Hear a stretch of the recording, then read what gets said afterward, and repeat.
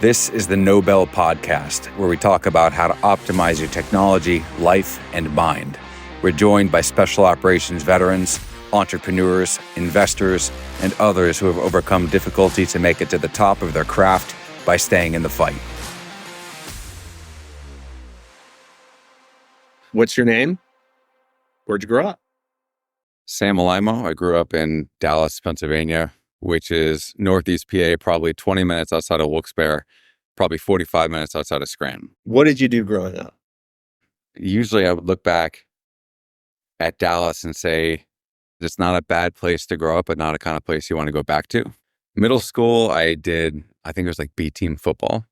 So I naturally gravitated to football. I played soccer. High school, I didn't play any sports. I started working pretty early. I shoveled horse shit for $6 an hour under the table, baled hay for $7 an hour, worked at the mini mart down the street for, I think it was like $9 an hour. So I worked through high school, whatever odd jobs I could. Baling hay was probably some of the best physical fitness I ever had in my life. School was Dallas High School. You know, a couple hundred kids. Not a bad place to go to school. Nothing to write home about. Did you enjoy baling hay or did you hate it? I loved baling hay. I actually loved shoveling horse shit too. How well could I shovel the horse shit and sift it from the wood grain that it was sitting in and then sweep the floors when I was done? There was something therapeutic about the manual labor. Like I took some sort of like primal joy in how well I could sweep the floors of the horse barn, the corners, the floors where people didn't think they'd look. And it was just like this innocent joy in working. And I don't know why I had that. And then the baling hay was just fun because it was sweaty and it was aggressive and I was throwing them up on top of the loft. And I would do it. I actually did it for free on a couple of occasions just because I actually like just shutting my mind off and getting after it. Do you think that the meticulousness of shoveling shit, which seems the least meticulous thing that I could imagine, taught you something about what you do today? I think so. It translated to everything in life, I think. And I still have it to a certain extent. It's just a challenge of how fully aware and immersed you can possibly be in whatever it is you're doing, whether you like it or not, whether you think it's impactful or not. Can you be there? And shoveling shit, I was actually there and I was actually enjoying the process. And if you could enjoy that innocently as a kid, not knowing much better, you could enjoy any of the trials that come after in the military or business. So I've known you to be someone who never complains, but when you were young, did you complain while you were doing that? You said you liked it, but I never complained. That's interesting. What was it like growing up? What was your household like? What was your friend group like? Family, 2 sisters, parents divorced when I was about 11. So my mom, my 2 sisters, aunt, 2 female cousins. So it's pretty much just me and women the whole time. They raised me. They took a lot of pride in raising me. So you're growing up basically raised, by females, by women. Were you straight and narrow or did you get into trouble? I'd say a good mix of both. I usually just didn't get caught if I did anything that was weird.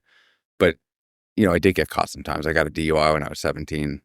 That was probably the first time I'd ever been truly drunk. Not like I drank 3 or 4 beers, but truly diabolically drunk.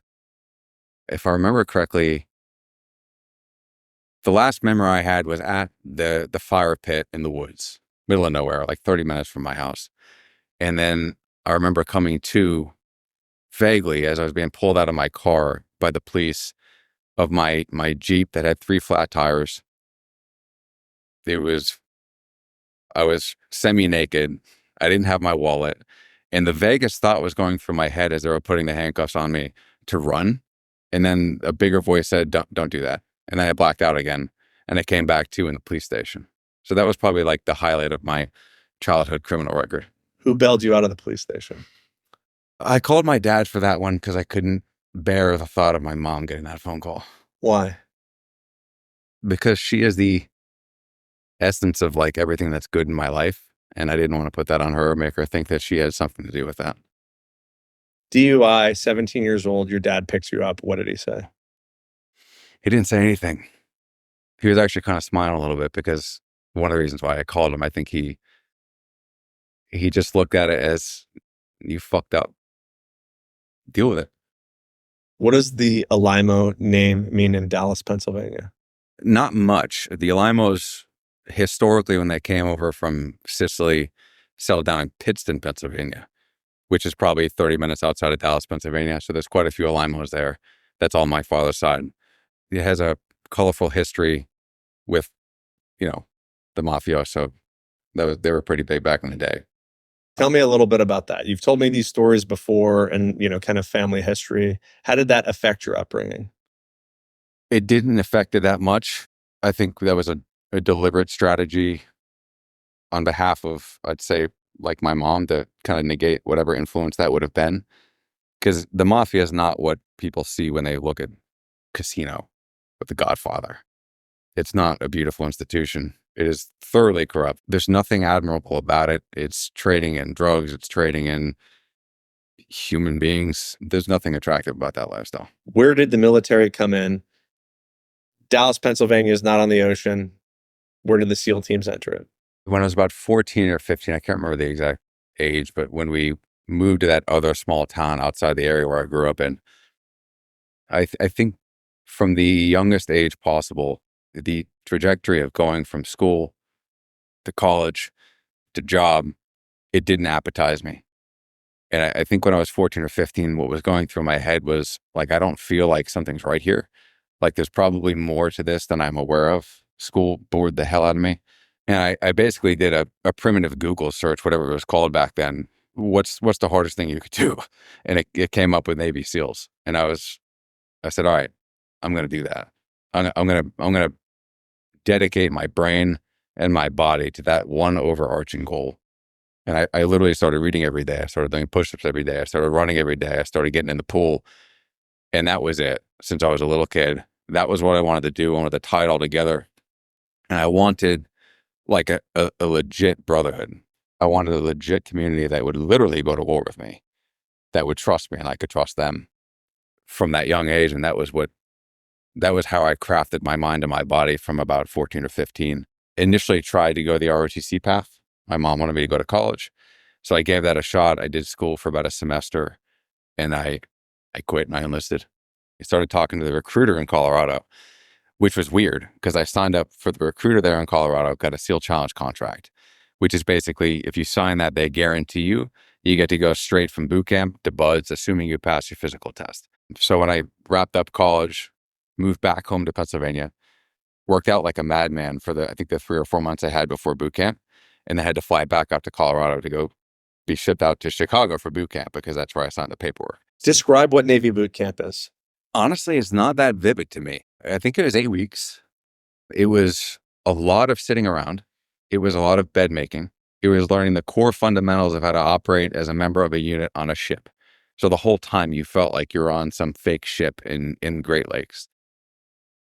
What I did enjoy was learning how to function like as a unit. I think there's something pretty primal about like when you were in a line and you had to pass a bucket to and fro, and you just had to smoothly take the bucket from the person to your left and give it to the person to your right. And there was something beautiful about like how simple that was, how fundamental you were. This guy wrote a book, I think it was McNeil. It's called Keeping Together in Time. And it was a theory that would allow humans to develop the capacity to work together, to cooperate on a far greater way than chimpanzees ever could. Wasn't actually the ability to reason. It was keeping together in time. It was dancing. It was drill. It was singing. It was the things you do with other people that don't require cognitive thought, but that allow you to gel with them and read them and become a member of the whole. And that was kind of what I found in boot camp, which is ironic because BUD/S is totally separate from that. BUD/S is radically different from that whole conception. But that particular part of boot camp I enjoyed. The rest of it sucked. I've heard SEALs say that they would rather do Hell Week again than boot camp again. And a lot of it is because it was so stupid, it was so basic that it was numbing. So I don't know that I totally agree with that because Hell Week that undersells what it is. But one lesson that I learned, I'm curious whether you did the same thing, because you're talking about the buckets and it brought this up. At one given point, we had to go through some series and we had to take ammo cans. And it was like 200 ammo cans or something like that. Maybe it was even more. It was a lot of weight. Like it was like 40,000 pounds of ammo cans or something like that, like something crazy. And I think there's like 80 people in a division. And so you try it 2 different ways. One, you do a assembly line where everybody hands it. And the other thing is you walk in a line and you go pick them up and then you walk out. So like you just literally walk the whole course or you just pass it 2 feet at a time. Did you participate in that? I don't recall. So it's one of those things that almost every box truck I've ever unloaded for the rest of my life, it changed how I unloaded box trucks. Because it turns out that the assembly line took like triple the time than it did that everybody walks in and grabs something and everybody walks all the way out. So you literally do the whole task, 50 times as opposed to you touch every single ammo can. And I walked away with, you have to think things more critically. So you're through boot camp, you show up to Buds, 19 years old. Typically, Buds has success rates for a little bit older. All this stuff changes. I was older when I went through out of my college degree. You were probably one of the younger guys in your class. What was Buds like? What was it like to be a 19-year-old going to Buds? It was heaven. It was everything I thought it was going to be.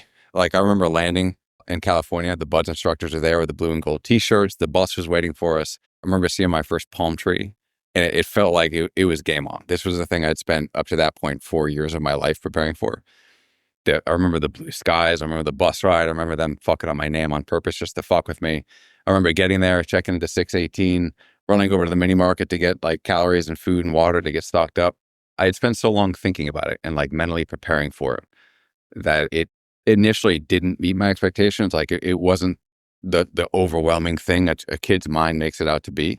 And it wasn't until I think Tuesday night of Hoeing until it was finally like, all right, you did good. This was what I thought it was going to be.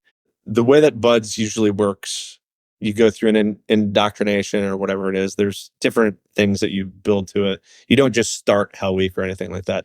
It's easier, and then phase starts, and usually phase, that's week 1, day 1, and then Hell Week is usually. I think mine was the third week. Something like that, right? I'm sure it's the same all the time. I don't even know what it is, but like the kick in the teeth, and you break out is Sunday, and usually like people quit. So you're saying Tuesday night. Where was that? What did that look like? It was after the first hour of sleep. I think that happens Wednesday. So I think you get 1 hour of sleep Wednesday, 1 hour Thursday. So it was Wednesday afternoon.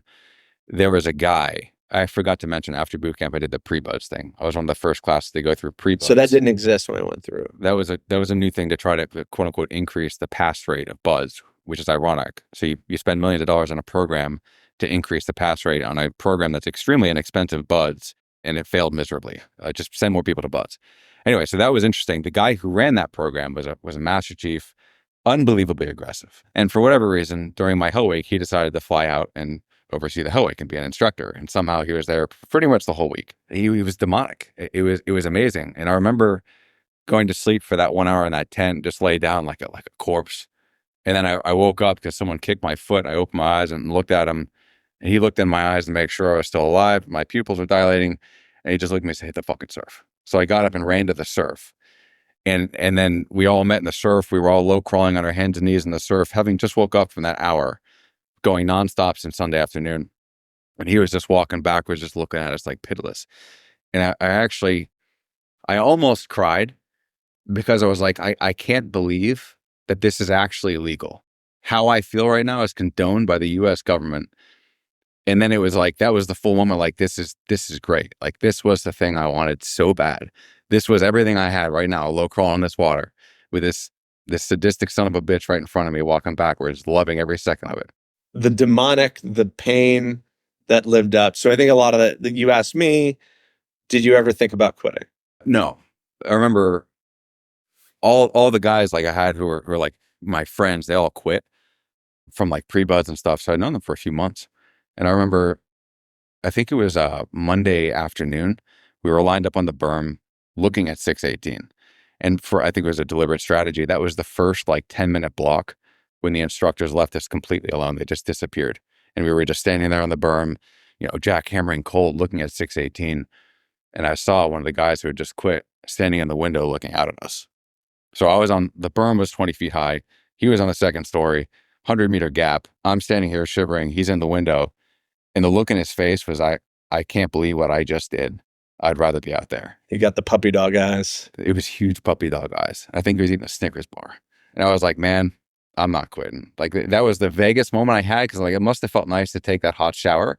But no. I would never eat that Snickers bar. Yeah, I'll take this any day. Very interesting. So I think few things in life live up to expectations. Did Buds ultimately live up to your expectation? Yeah, it did. It did too, because I remember the instructor saying, leading up to Hell Week and during Hell Week, if you think this is bad, just wait till it comes after. And I was like, no, you're playing mind games. Fuck you. Like, it's not going to be any worse than this. And it certainly got worse than that. I'd say there were moments in second phase when it was worse. We got jocked up twice. There were moments overseas when it was exponentially worse than anything Buds could have thrown at me. I think a misnomer is that Buds becomes a gentleman's course after Hell Week. That is a misnomer. That is a definite Did you misnomer. think it too, though? Did you think that, like, well, now that I've done this, I have the respect? My class was, I think, like 350 because they skipped a class and they were trying to do, like, they skipped a winter one and whatever it was. So it was a very big class. And I think that we finished and we were like 60. Like, it was way low. And we ended up graduating, I think, in the 30s. During Hell Week, like, the things people tell themselves to make it through are remarkable. The dumbest things that you think would mean nothing. And to me, it was to get the brown shirt. Until you make it through Hell Week, you wear a white shirt. And then the brown shirts are post Hell Week people. You think like that's the next level of status. I wanted that brown shirt and I wanted to move back into 618. So there's different buildings to live on in base. I love 618. I was living in a small room on the beach of Coronado. That was paradise. Those are the two things that kept me going, which sound ridiculously stupid. But like in the moment, those are the meaningful things that got me through Hell Week. Your point about more difficult after, though, no. And I honestly question the wisdom of that, because SEALs have an obsession with making things harder. The harder, the better. The more you beat them, the better. And I almost wonder if it would be a little bit better to keep them humble after Hell Week, but not obliterate them in second and third phase, because 6 months is a massive deficit to come out of. It could take years to recover from that properly, if anybody ever does. I actually thought I was going to get rolled during Hell Week. Like, my legs were balloons. So, like, my legs were so swollen. So I've heard people talk about skin grafts, and I was very close to needing skin grafts. And like, I had to go to medical, and walk week for me was profoundly difficult because I was really messed up. And I was like, there's no way they're going to make me continue. Like, I'm going to get rolled. I made it through, but they're going to roll me. And then they didn't. And then I had to like go do a 4-mile time run where I really couldn't like walk. Yeah. Like they do wheelchairs now, but it took me something like an hour and 45 minutes to walk from 602 to 618, which is about a quarter mile. So Buds more or less lived up to it. Did being a Navy SEAL live up to it? Some of the best moments of my life in the teams, I'd say that the brotherhood lived up to it. The obsession with the mission lived up to it. Many of the experiences overseas lived up to it, without a doubt. It was a perfect no. And if it were, it wouldn't be as good, I think. It was scrappy. It was figure it the fuck out all the time. If you didn't have the money to do an evolution because the armored vehicles couldn't get there, you ran around pretending you were in a Jeep doing maneuvers. Like, you just kind of figured it out. Get in the helo van? That's right. You get in the helo van, drive around your van as if it's a helicopter to complete the evolution. There was something beautiful about that. I would say, yeah, focusing on tightness of the community and then actually putting those skills to work overseas, that did live up to expectations.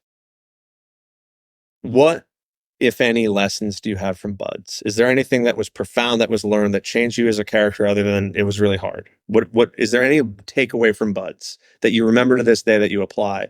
Perhaps the way that shoveling shit did. I wouldn't say it was a takeaway. It was more of a confirmation. The clearest moment I have of Buds was Wednesday night of Hell Week. It was the last surf torture. So, there's going to be like 3, or at least there were at the time. This was the last one. And we were linking arms, shivering. Beautiful, cold night. And the moon, it was a full moon. We were looking at the moon before we were walking into the water for our last one. It struck me that this moment was like absolutely flawless. It had pulled everything out of me to the point where I had exerted every ounce of effort. I knew there was nothing left I had to give. And I knew the people I was doing it with dug it. They were going through the same thing I was.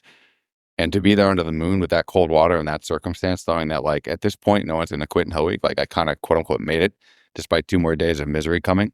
Like, that's inside of me now. So whatever came after Buzz, like that image of crystal clear perfection is there. No matter how bad it gets, you'll always have that internal like fortitude, I guess you can say, even up to the moment, I suppose, when everything goes wrong and you're near the end. Like that's the sensation I'm going to have. That was good. What is it like chasing the fight? It's the best thrill I've ever known in my life. Especially like the direct action was one thing, but the VSO, the village stability operations. So define these. Direct action means what? Direct action means killing or capturing specified individual or group of individuals. VSO, Village Stability Operations, was you basically drop into enemy controlled territory, and working with the locals, you establish security, governance, and development. You help them build their own little police force, help them get their economy up and going. You live with them, you share their life. Two radically different challenges. There was something to be said for the direct action. That was like bread and butter SEAL stuff. The VSO was different. And I'd never felt more engaged and more alive than knowing that, like, just over there, right in that green zone by the mountain, 24/7 was a group of people who literally just wanted to cut my head off. Like, that was truly motivating. It was pure, because it was almost like back to the pre-state hunter-gatherer days. That was it. You just had to eat, you had to train, you had to fight for those around you and get the mission done. I'd never slept better in my life. I never felt more clear in my life. It was just hunting, like on a grand scale. So you're saying that that was more in the VSO? I had that more in the VSO. Why? Because you were constantly in it. Like, I didn't shower for 4 months, and I was sleeping in a tent with 20 other guys who reeked. And your weapon system had to be up because you could be attacked at noon. You could be attacked at 2 a.m. You had to make sure the generator was running. If you wanted to have any sort of electricity, you had to make sure the batteries are constantly charged from the generator for the communications. Your whole life was dependent upon you just being aware and going through the basics and shoveling the horse shit. And there was something beautiful about that necessity. Everything you did was a necessity. There's nothing frivolous about it. I think it's interesting because I think most people, and it's always going to be deployment dependent, right? The direct action is the thing that I think that people want to do. The VSO is a little bit more of a Green Beret thing than it is a Navy SEAL thing. So look at it from a knuckle dragger perspective. I liked it for the experience. I don't think that it was a wise mission set. It didn't work in Vietnam. It hasn't literally worked anywhere we've ever tried it, especially because we weren't trained for that. That wasn't our bread and butter. That was, like you said, You were a direct right? action. We were built for direct action. So and maritime. We figured out ways to implement direct action into VSO. So in the day, we were conducting the hand-holding missions. At night, we were doing the assaults. What was like the best day on the SEAL teams? The best day? Probably some of the missions. Some of the schools were great, though. I mean, I loved, I'm not going to name names, but like our buddy who I went to JTAC school with, like just the time spent with him in JTAC and the nearby cities. I loved sniper school. That was everything I thought it was, like as a kid growing up, with the face paint and the ghillie suit and the stalking and the shooting that thousands around a day. I loved every second of that. I loved the engagement. It's the worst. The worst would be the death, without a doubt. The missions that go wrong. How do you live with that? How does that inform who you are as a person, though? So we were talking about September 21st, 2010. It was my first mission, first hour of my first mission on my first deployment. We had a helicopter go down. We lost a couple SEALs. Adam Smith, Dennis Miranda, Brendan Looney, Blake McClendon was a support guy. We lost him. Another guy got injured, still alive, fortunately. But like, that was the moment, like when I was up on that hilltop, like that moment defined the rest of my time in the SEAL teams, and it made me angry. So like, for the duration of the time I was in the SEAL teams, what really animated me a lot was anger. Like, in hindsight, that's pretty destructive. I think it was a natural impulse. And pretty much everything I did from that point on was just uber ultra aggressive as it could possibly be. And I was shaped more by that experience than I would have ever admitted at the time. That was hard. That was really difficult. That made everything real in the most dramatic fashion in the first instant of my first combat exposure. That was the hardest day for sure. So you said anger. Like, I felt a lot of those same things, and we were supposed to be a QRF for that, and they didn't let us go out because like we're getting ready to get on the helicopter, and it was like, that's it. If I see a person, they're done. And like I didn't know, like, it was a brownout. It wasn't shot down, and we didn't know that at the time. We're like, they're attacking us, and like they killed like my brothers, like, and like the people that like I love, like some of the people that I thought I'd be with the rest of my life that should be in this room with us right now. So like somebody had to pull me aside that night, and you're like, you need to take like 50 reps off. Like you are not going to make good choices right now. And I think to a large extent, they didn't let us go out for that because we were like, yep, we're going to kill everybody. Like, that's it. Everybody is dying tonight. And they're like, you guys are not the right people to go. And it was hard to take. And that anger was the most of my entire life at that point. Right. So Are you angry today? No, no, I got that out of my system. The combat, the training, the missions. I definitely got it out of my system. I'm more calm now than I ever thought I would have been able to achieve at any point in my life. Is the Sam that's sitting before me right now the same Sam from even at the end of your career? No, no, very, very much different. So I decided to get out. It was kind of a mix of deliberate and spontaneous. So like you, I was going to either go to Green Team, which I was accepted to, or Columbia University for my master's, which I was accepted to in the same month. And during my second deployment, I was kind of weighing those two options. And that was a really intense deployment. And just from the intensity of it, from certain circumstances that went down, like for instance, I was driving the Bobcat outside of a little VSO. And I was talking to the C-847 to come drop off the goods. Like, all right, come on in. He was coming in from the north. I'm like, you probably shouldn't do that. You usually want to go uphill in your land so you don't crash into the base. He said, no, we're good. So I turned the Bobcat around and I'm waiting because the dust is coming. And then I hear him getting closer and closer and closer. And I start getting a little worried. And then the propellers are above my Bobcat, probably about a foot above the metal of the Bobcat. And then I hear an explosion as he crashes into our base, hits their grenade launcher. I forget what it's called. That was our base security. The ALGL. The ALGL had exploded. Automatic grenade launcher, yeah. That exploded. The propellers went everywhere. They nicked a buddy of mine in the shoulder. I drove the Bobcat out of that shitstorm. And they tried to blame it on me. Like it was just like a minor dramatic thing, even though you crashed the helicopter in the prior 6 months. So I remember all of this and I was not there. Literally, I've never heard that like the guy in the Bobcat was a problem. Like because he said I called him in from the north. I'm like, dude, check And the you're a fucking JTAC, black yeah. box, bro. So I was like, you know what? that was daytime too, right? That was middle of the day. Yeah. And I sent the email that day. I'm like, all right, I accept the offer to Columbia. I'm good. Oh wow. Yeah. I've never heard that story from Yeah. you. Yeah. So here's a question. You told me that you went in without a college degree, and then you just told me roughly, 6 years later you did. How did you get a college degree? Military is phenomenal with education if you're willing to like lose sleep for a little bit. So it's called tuition assistance, or it was at the time, where if you want, they'll pay for your credits at an online university, or if you're based somewhere inland, you could do it in-person school. So I maxed that out. And then the Navy SEAL Foundation, phenomenal organization, they gave me extra money to expedite finishing my degree. So I was doing 5 semester years, 3 or 4 classes per semester on top of the workups around the deployments. So I was doing that to max out my bachelor's degree on top of studying for the GMAT to get into business school. And I managed to wrap up the GMAT and the undergrad leading up to that second deployment. Where did you do the school? University of Maryland had a really good online program. So I did political science, really interested in the politics, international affairs, why the wars break out, justifications for them, good, different government types. Really, really enjoyed studying it. What was it like getting your degree while you're doing the workup and while like life is on the line and all of those things and doing American government, 201 or whatever it is? It was cool for that reason because I got to tie in the academic understanding of what it is to be a country going to war, to justify the war, the different stuff popping off in the Middle East. But I would say I may have done it a little too intensely. If you do that much school on top of preparing for war, I think it strained me a little too far to the point where both were slightly degraded. It would have been optimal, I think, to maybe cut the academic in half, but that's the hindsight 2020. How long from driving that Bobcat were you sitting in, whatever it is? It's like close to Harlem, right? Like Columbia. Yeah, Morningside Heights. So I'd say 2 months after I got back from that deployment, I was sitting in class at business school in Manhattan. What was that like?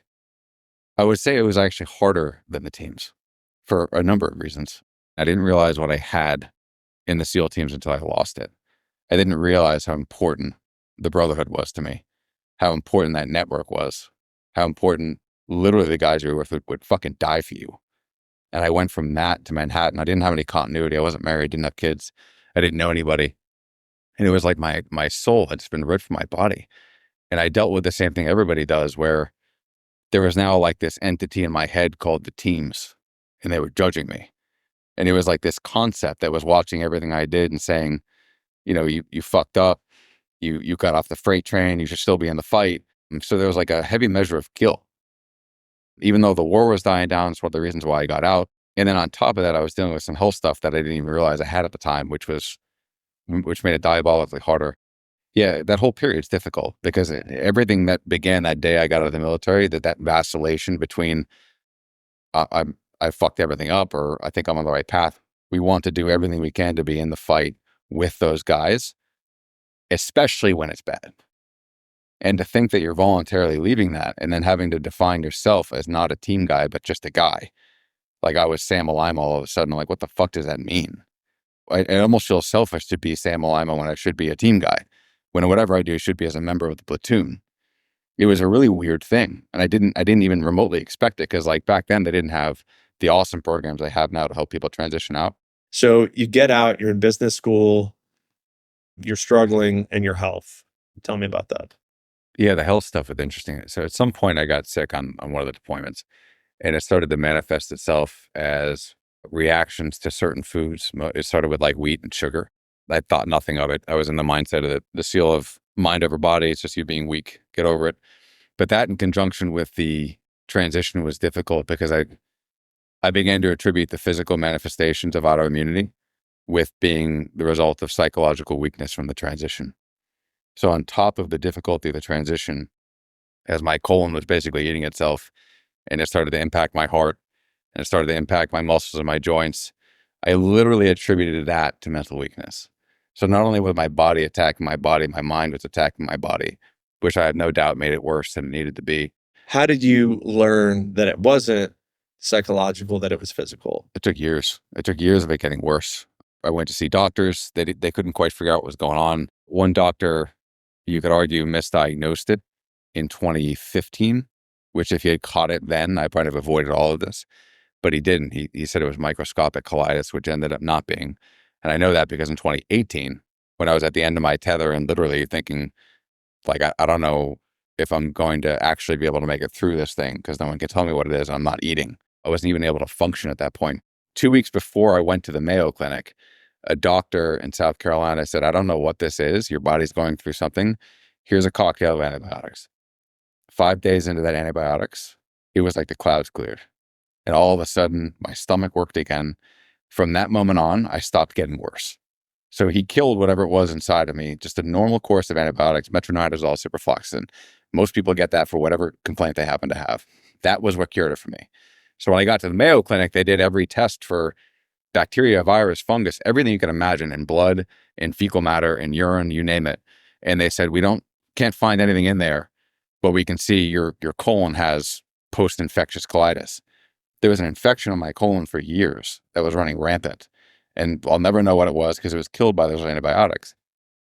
So ever since then, it's been a never-ending trial and error A/B test for me to figure out how to get back to optimal living without taking drugs, without taking immunosuppressants. I'm not going to spend the rest of my life drooling on myself. And that was where I did the elimination diet. I basically cut all foods down in 2015 to a few meats and vegetables, and like that was it, to get some sort of relief. And then over time, after about like a 30 or 45 day period, start replacing each one of those with a different food to see what made me feel good, what didn't. That took years to dial in. I thought it was going to be a 30-day experiment. I still eat that way. I was down to about 12 foods. I was eating for about 4 years. So when I got the Mayo Clinic, there was some issues with the balance of micronutrients in my bodies because of how weird I ate. But ever since then, I've been able to add foods back. So I got a couple dozen foods now. It expanded my fruit selection. I was able to eat sockeye salmon after that. Right now, I still have a pretty, compared to most people, Spartan diet, but I've learned to love it. It's very pure. It's odd how optimized the body can be on that. I experimented with fasting, did a 7-day water fast. I got some extraordinary relief from that. I did a fecal microbiota transplant, which is basically they have these donors that give healthy fecal matter to these institutions. People who've never had antibiotics in their lives, they're healthy. Basically 8 bowel movements of some young girl's fecal matter put into my colon. So you had someone else's poo, clean living, injected to you. So instead of, Correct. To replace the gut microbiota. That was interesting. I did all sorts of stuff. Then I got into the mindfulness, you name it. I've tried it. What was your first job out of business school? And what was that like? Sort of a search fund with our now CEO, Mike Wayef, which is like you raise a small amount of money from investors. They give you money to find a company to buy. If they like that company, they then give you more money to buy that company. You run it in return for equity. Did that for 2 years. We didn't end up buying a company from it. I went into private equity as an operating partner and helped run a company, one of their companies in South Carolina. It was a waste management company. They bought it with a couple million in EBITDA. And it was a direct and firm confirmation that that was not for me. I needed to get back to working with guys like yourself. I needed a noble mission, because without that, I struggled to find the point for pretty much anything. As I was dealing with the health, as I was dealing with the transition, the same problems you were with meaningful, needed a noble mission. That was when I got the call from Mike about ZeroEyes. So ZeroEyes, I think we've heard everybody's perspective. So why ZeroEyes for you? Oh, that was easy, man. I got to work with you. I got to work with Mike. I got to work with Dusty and Tim, the other founders. We got to build a team that aligned with our mission, that aligned with our culture, that contributed to the culture. And it was a good fight. We were standing outside Mike's house like, is this going to work? And the answer was, it doesn't matter. It is a good mission, and it's with the kind of people I would do anything to work with again. And it was time for another good fight. We had no guarantee this was going to work out. We put our own capital, our own time into it. We didn't collect paychecks from it. That sacrifice felt pretty good. It was stressful, but it was good. It was meaningful. It made it even more meaningful. That filled that gap that I was definitely feeling from the transition. So you're an expert in sales and marketing. So you decided to be the expert in sales and marketing for us, right? Far from it. Basically, as we came together, I literally did operations at Amazon, be like, I'll do operations. And honestly, like that's probably the most military direct one anyway. So it's difficult. I won't say that it's like easy, but like I'm the most familiar probably for all of us, right? Where we naturally do that, where I think that the sales thing, none of us spoke that language or whatever. What was it like taking that over and building that? What have you learned? I get the levers, I get the mechanics, I get the intent, I know how to structure it, but I can't tell you that I know how to sell. Like, I don't think I could sell as well as our best reps can. What I would say the number one factor is you hire extraordinarily talented people, and then you bend over backwards to enable them and give them everything they need. And if you don't know the intricacies of the fine points of marketing and all the diverse platforms you need and how to tweak those little levers and where to place money where and all the iteration that goes into it, which takes a career of work, decades of work to really get good at, you need to find the right people and you need to enable them. I think that's honestly one of the only reasons I can claim to have any success as a CRO is I hired smarter, extraordinarily driven human beings who are willing to figure it the fuck out. How'd you identify those people? I initially tried the idea, I'll take this one, of hiring industry pros, industry salespeople that just sold for decades. And while they were able to sell to a certain extent, they were so contrary to the culture that we were building here, it ended up actually causing more harm than good. So that was test number one.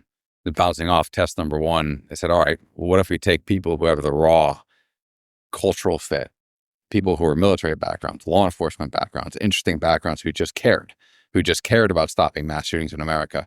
What if we took those people and gave them the rudiments in selling, and don't even call it selling, just call it educating. We're not selling anything. We're telling people we exist, and then just send them forth into the world to talk to schools and talk to businesses and talk to military bases. That ended up working. So what that means is that when you take this cutting edge new technology that no one has ever sold before, you don't even know there's a market for it. You could assume so. Who do you get to sell that thing? It's not the people who've just been selling things their whole life and can't wait to get their on target earnings and make a ton of money at the end of the year. You sell it to people who literally are willing to bleed for your mission because they care so deeply about it, because like us, they're also looking for that meaningful thing they could sink their teeth into. They weren't just looking for a job. They were looking for something to care about. Kind of like a little lightning round. I'll ask similar to what you've asked me. What are, let's say, 3 movies that either changed your life, changed your mind, or made you who you are? Braveheart, just epic. Like, you had the plot, you had the fight, you had the romance, the little guy against the big guy. That was life changing. It still is life changing. The one that impacted, I guess, the course of my life would be Tears of the Sun. That'd be the Navy SEAL movie, which in my opinion is the best SEAL movie ever made, because it was the bread and butter of the unconventional SEAL mindset of, I get you're telling me the mission's this, but I'm going to do this. And they kind of went through with that. Third one, I'd probably go with Apocalypto, another Mel Gibson movie. So that was a beautiful movie. because he, like, literally in the space of 2 or 3 hours, however long it was, you go from the transition of pre-state hunter-gatherers in like this lush green rainforest, eating healthy food and fish and telling stories around the campfire, to this slow walk into like the peak of civilization in Latin America, where they were cutting people open and holding their hearts out to the sun god. And you got to see that whole human evolution in like a matter of 2 or 3 hours in the native language. That was beautiful. It was intense. All right. 3 books. Lord of the Rings was one of the biggest. I read it probably every year for the last 20 years. Probably 20 times I read those books. Love them. I would say Epictetus. I love the discourses of Epictetus. Probably a weird one, but like I read a biography of Hitler by Ian Kershaw. It was a 2-volume biography of Hitler. And it was so impactful that like it eroded the quality of my life for like the 2 weeks it took me to read it. Like I became dark and like depressed and hopeless reading about it, because it was so deep into his psychology and who he was and what he impacted in the world and how grand the scale was, that like I needed to go through that little mini crucible to understand that this exists, that it really happened, and that it could happen again.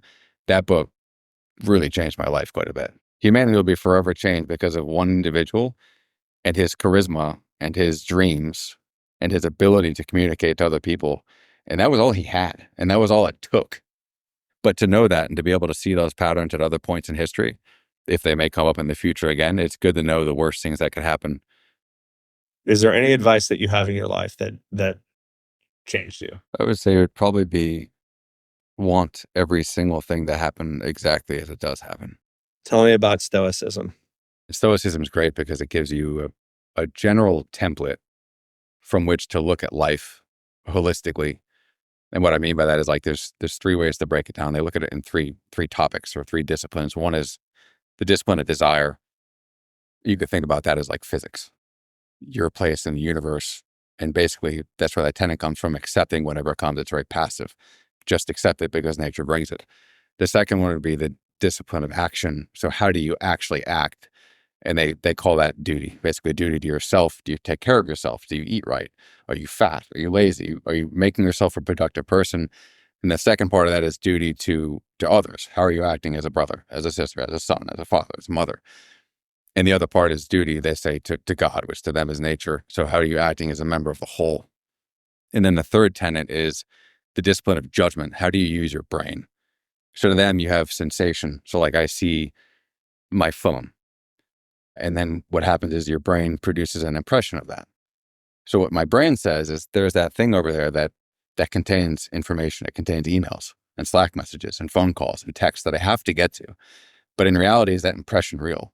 And that have you turn that impression around and look at it and see what it is. In fact, it's just a piece of plastic.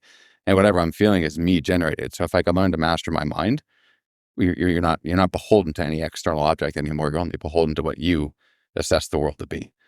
So if you look at everything in those 3 lenses, you could basically recraft, reshape, rewrite your mind and your script in a way that's more productive for yourself and everybody around you. So it's like it is a beautiful philosophy that is grounded in reason, in nature, and it gives you a way to live a life. Where can people read your stuff? It's called What Then, which is Epictetus when he would assault his students would say tiun, which is basically so what or what then. And it was his way of getting them to dig a little bit deeper, ask another question. Don't stop until you get to the core of it. So he would constantly pepper them with what then. So the publication is called whatthen.org. I just basically try to take Stoic concepts and apply them in a concrete way to a real life circumstance, not regurgitating Epictetus, but actually applying it to see what it looks like. Those three disciplines applied to war or applied to a certain thought or a certain failure. That's the mission.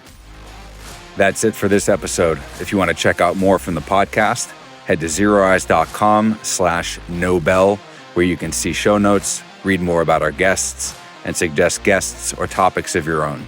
Until next time, stay in the fight. Don't ring the bell.